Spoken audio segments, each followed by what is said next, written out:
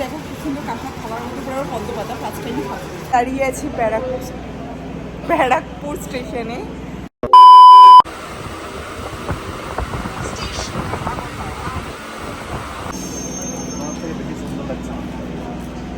বাবা, তো যাই হোক গাইজ, আমরা এখন দাঁড়িয়ে আছি ব্যারাকপুর স্টেশনে। তো সবার আগে জানি গুড মর্নিং। তো আমরা এখন যাচ্ছি বেথুয়া ডাউরিতে ওর বন্ধুর মেয়ের অন্নপ্রাশনে, কারণ কাজটা ও পেয়েছে এবং আমাদের ইনভিটেশনও আছে, সেই কারণে যাচ্ছি আমরা। আর এখন কটা বাজে গো? 7:19, কিন্তু আমরা অনেক আগে উঠেছি। তো চলো যাওয়া যাক। তো গাইজ আমরা নেমে গেছি বেথুয়া ডাউরিতে, আর ট্রেনের মধ্যে উঠে ঘুমিয়ে পড়েছিলাম, চোখ থেকে এখনো ঘুম। টোটোয় উঠে পড়েছি, ব্রজপুর নামবো। তো দেন বাড়ি গিয়েই দেখি যে বাপি বাইরে বসে সুপারি কাটছে। তো বাপিকে বললাম খুব খিদে পেয়েছে, একটু পরোটা এনে দাও।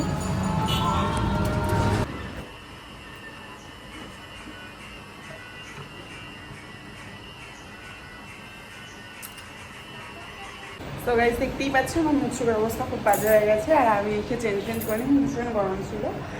আর এই দেখো এখানে বাপি আমাকে পরোটা, মানে পেটাই পরোটা, মিষ্টি সমস্ত এনে দিয়েছে। আমি এখন খাবো, খেয়ে একটুখানি রেস্ট নেবো, তারপরে যাবো এখানে স্নান টান করে, মানে রেডি শেডিও হতে হবে। চল আগে খেয়ে নিই।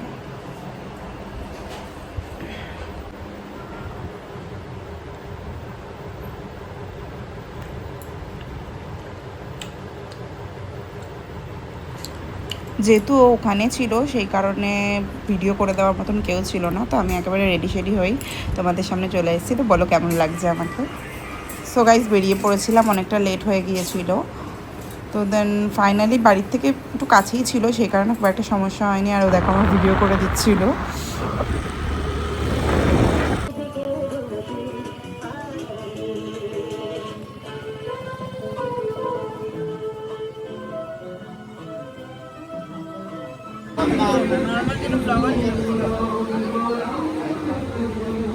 সো গাইজ ওখানে গিয়ে দেখি ওখানে লস্যি এবং আমপান্না ছিল। তো আমি একটা লস্যি নিয়ে নিলাম। লস্যিটা নিয়ে দেন বসে বসে খাচ্ছি, আর আমার বড় আমার ভিডিও করে দিচ্ছিলো দেখো।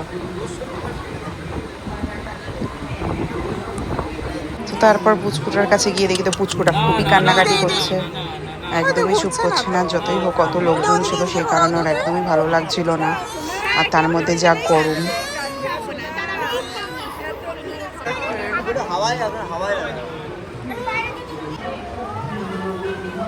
তো দেন দেখো এখানে আমার বর ফটোশ্যুট করছিল, আর দেন ততক্ষণে আমি একটু শর্ট নিয়ে নিচ্ছিলাম এদিক ওদিক করে। এখানে দেখো পান সাজিয়ে রেখেছিল।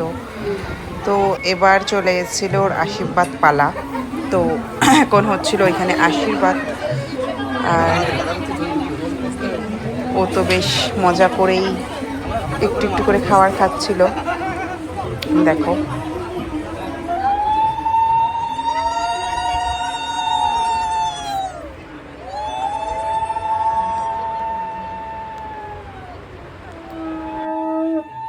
দেখো খুব সুন্দর কাঁচা খাবার মধ্যে পুরো পদ্ম পাতা ফার্স্ট টাইম খাবো।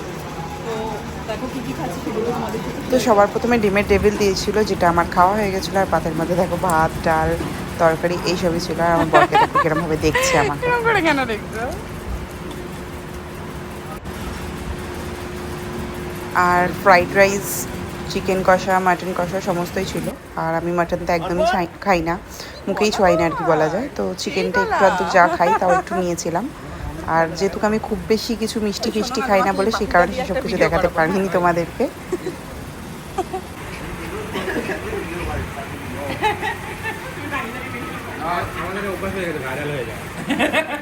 আগের দিন কাজ গেছে পার্বতী হাউসে সেম। এই দেখো আমি এমনি মিষ্টি খাই না, তার মধ্যে চার, মানে মিষ্টি খাই না, না মিষ্টি খাই। ব্যাপারটা হচ্ছে এখন রসগোল্লা দিয়ে গেছে চারখানা। হে না তুমি তুলে নাও। এই দাদা এখন একটা খেলা দিল, তোর আইডিয়া ছিল না?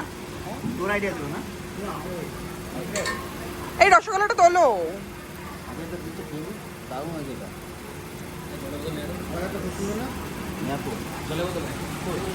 আচ্ছা তোমার না খাওয়া মানে তুমি না মিষ্টি খাচ্ছ কেন? শুধু বলে যে চিংড়িটা খারাপ, তো দৌড়াতে চলে এসছে বলছি সকালবেলা গিয়ে 3 কেজি চিংড়ি নিয়ে এসছে তোমার না খাওয়া মানা ছিল, তুমি মিষ্টি খাচ্ছ কেন? মিষ্টি খাওয়া যায় নাকি? হ্যাঁ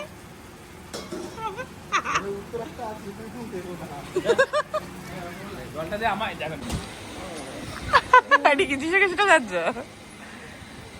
তোমার বাড়ি ঝুল পিঠে কেন বেরিয়ে আসে এরকম ভাবে? আমার এই তুমি ঋষিকেশে গিয়ে সেদিনকে বলো তো এইভাবেই আজ আমরা আমাদের সারা দিনটা কাটালাম।